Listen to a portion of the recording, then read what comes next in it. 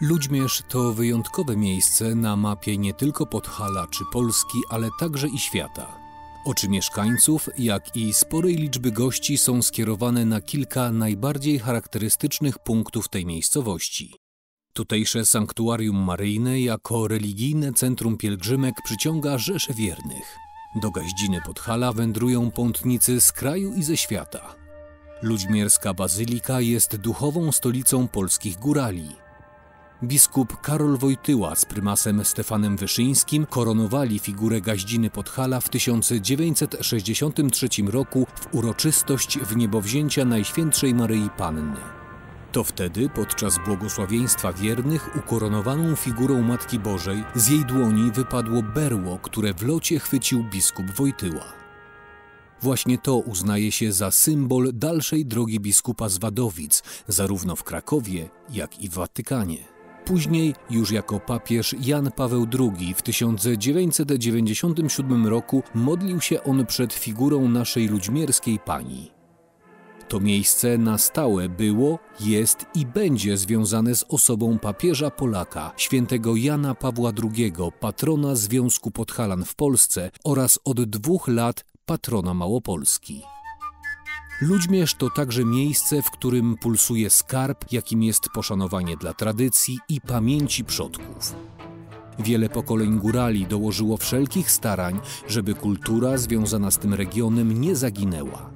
Działo się tak przez wieki, dzieje się i dzisiaj. W latach 70. XX wieku tutaj, w Ludźmierzu, staraniem tutejszego oddziału Związku Podhalan oraz zarządu głównego tegoż związku powstał Dom Podhalan. Dom ten uzyskał imię urodzonego w Ludźmierzu Kazimierza Przerwy-Tetmajera oraz Władysława Orkana. Fundatorami Domu Podhalan w Ludźmierzu byli darczyńcy z całego świata. Powstał, aby górale polscy zyskali miejsce na dokumentowanie swoich tradycji i obyczajów i aby w nim budowały się przetrwalniki tradycyjnej kultury. Niestety tego marzenia przez pół wieku nie udało się w pełni zrealizować.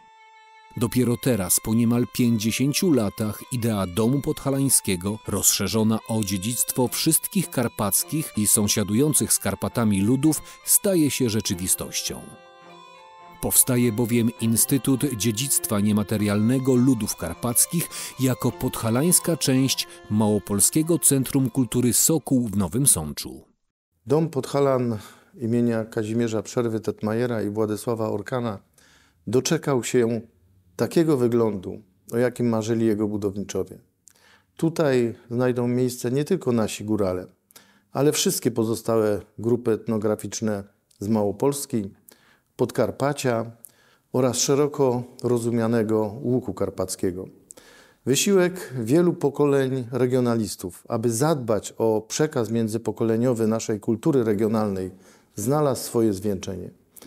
To duma dla Małopolski, że ten instytut jako jedyny tego typu w Europie rozpocznie swoją pracę właśnie tutaj, na ziemi podhalańskiej, w Ludźmierzu.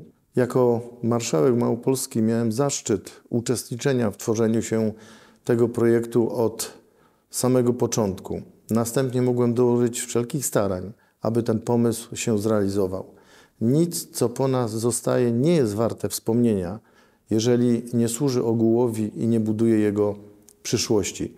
Ten instytut ma ogromną szansę stać się w Karpatach centralnym miejscem historii i tradycji ludów karpackich i budować wspólnotę krajów tworzących Europę Środkową. Od lipca 2022 roku rozpoczęły się prace remontowo-budowlane w ludźmierskim obiekcie. Wyłoniona w przetargu nowosądecka firma Budmex w trakcie prac napotkała na wiele trudności. Najpierw była to pandemia i obostrzenia covidowe, a później skutki wybuchu wojny w Ukrainie.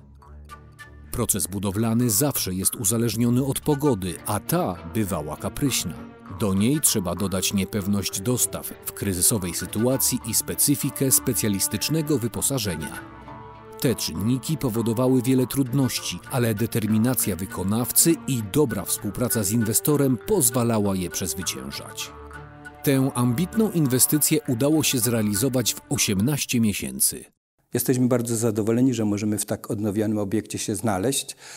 Bo nie ukrywam, że w chwili, kiedy przejmował na zasadzie dzierżawy Małopolskie Centrum Kultury, ten obiekt był w stanie bardzo tragicznym. W tym sensie, że wymagał koniecznego remontu. I tu wielki ukłon dla pana marszałka Kozłowskiego, dla przedstawicieli Małopolskiego Centrum Kultury, że zauważyli tą potrzebę dokonania remontu, mało tego rozbudowy, aby służył kolejnym pokoleniom.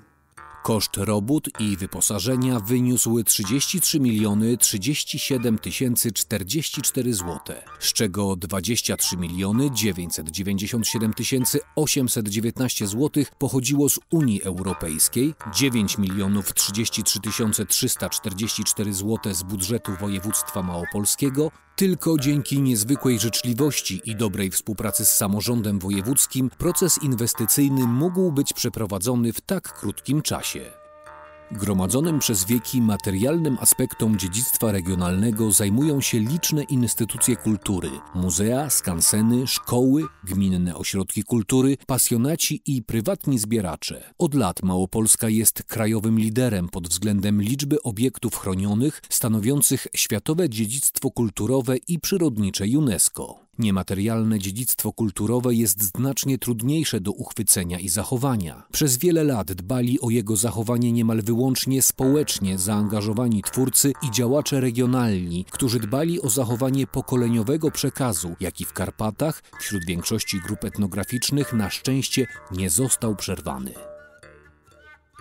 W dużej mierze stało się tak dzięki wielu działaczom, pasjonatom, którzy zbierali i w rozmaitej formie dokumentowali lokalne zjawiska kultury duchowej. Wspierali ich w tym wybitni naukowcy, jak na przykład profesor Roman Reinfuss, który przez lata prowadził bezdrożami Małopolski swoich studentów, odkrywając w chałupach i bacówkach zapomniane skarby. Właśnie ta kultura kształtuje współczesnych mieszkańców Karpat, najbliższa, swojska, wysłuchana w matczynych kołysankach, opowieściach dziadków i sąsiadów, nabyta w ciężkiej pracy na roli, pastwiskach i w warsztatach, wyśpiewana i wygrana muzyką, wyrażona ubiorem, tańcem, szacunkiem do starszych, respektem dla swojej społeczności. Wspólnota rodziny, pracy i mieszkania wytworzyła niezwykłą mozaikę karpackiej kultury i jej charakterystyczne układy, obrazy, kształty i zdobnictwo. To wspólnota pracowitych, odpowiedzialnych, samodzielnych i kreatywnych ludzi. To właśnie jest źródło i serce Instytutu Dziedzictwa Niematerialnego Ludów Karpackich. Dokumentacja niematerialnego dziedzictwa w formie wywiadów etnograficznych, fotografii, filmów czy nagrań muzycznych będzie skarbem Instytutu. Ma służyć twórcom, instruktorom grup artystycznych, miłośnikom tradycji, naukowcom, mieszkańcom oraz turystom. Badania terenowe pozwolą na zapisanie żywych jeszcze aspektów tradycji. Oprócz badań, stałym elementem działań Instytutu będą warsztaty tematyczne dla dzieci i dorosłych. Warsztaty taneczne połączone z nauką tańców regionalnych różnych regionów etnograficznych Karpat. Seminaria i warsztaty poświęcone dorocznej obrzędowości religijnej i rodzinnej. Warsztaty artystyczne haftu, kaletnictwa, kowalstwa artystycznego i użytkowego i tym podobne. Kursy wiedzy o regionie adresowane głównie do nauczycieli, przedstawicieli kół gospodyń wiejskich czy początkujących instruktorów. Będą obejmować wykłady z zakresu etnografii, tradycyjnych obrzędów i zwyczajów, muzyki ludowej, gwary, stroju ludowego, sztuki ludowej, a także zajęcia praktyczne. Warsztaty kulinarne. Głównym zadaniem Instytutu jest przygotowanie i wdrażanie programów chroniących dziedzictwo kulturowe, przyrodnicze i społeczne regionów i krajów karpackich oraz stanowiących ich bezpośrednie sąsiedztwo, a także nawiązywanie szerokich kontaktów międzynarodowych w celu budowania karpackiej wspólnoty oraz promowania różnorodności kulturowej Karpat. Dzięki dobrej współpracy Małopolskiego Centrum Kultury Sokół ze Związkiem Podhalan, umocnionej zawartym w 2020 roku porozumieniem, a także ze względu na potencjał merytoryczny i organizacyjny oraz bogatą międzynarodową sieć kontaktów, którą dysponuje Sokół, Związek Podhalan powierzył tej instytucji kultury województwa małopolskiego między innymi organizowanie i koordynowanie kolejnych zjazdów karpackich. Instytut zajmie się dokumentacją tych aspektów życia, które najszybciej ulegają zmianom. Będą to m.in. tradycyjne rolnictwo i pasterstwo w górach, tradycje religijne, życie rodzinne, szkoła i edukacja, rzemiosło i handel. Każdy z obszarów będzie badany z uwzględnieniem następujących aspektów: językowego, kulturowego, historycznego, społecznego, przyrodniczego, geograficznego. Instytucja będzie gromadzić materiały źródłowe, jak przekazane z USA archiwum Orła Podhalańskiego z Nowego Jorku. Po zdigitalizowaniu pozwolą one utworzyć Karpacką Bibliotekę Cyfrową. Jednym z najważniejszych obszarów działania Instytutu będzie karpacka muzyka, jej archiwizacja i digitalizacja oraz prowadzona w tym zakresie edukacja. Muzyka nierozerwalnie łączy się z tańcem. W tym zakresie zadaniem Instytutu będzie opracowywanie kroków oraz choreografii tańców charakterystycznych dla danego regionu czy też społeczności lokalnej. Prowadzone będą również warsztaty taneczne. Dziedzictwo regionalne to także rolnictwo i wiążące się z nim tradycje kulinarne. W tym zakresie z pewnością będzie można liczyć na dobrą współpracę z kołami gospodyń wiejskich.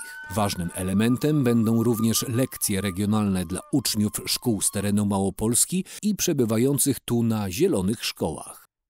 Instytut będzie także rozwijać ofertę edukacyjną dla seniorów. Służyć temu będzie bliska współpraca ze Związkiem Podhalan w Polsce i wykorzystanie potencjału tego stowarzyszenia, które stanie się odbiorcą i edukatorem jednocześnie.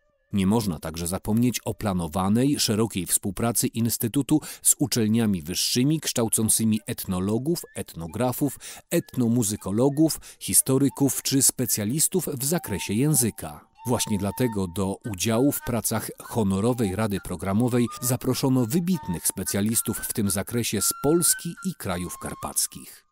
W ramach Instytutu będzie również prowadzona, ściśle związana z dziedzictwem regionu, działalność sceniczna. Tu powstało nowocześnie wyposażone miejsce występów teatralnych, konkursów, przeglądów artystycznych, wydarzeń regionalnych i ponadregionalnych. Jak przystało na nowoczesny obiekt, cały budynek po modernizacji jest dostępny dla osób z niepełnosprawnościami.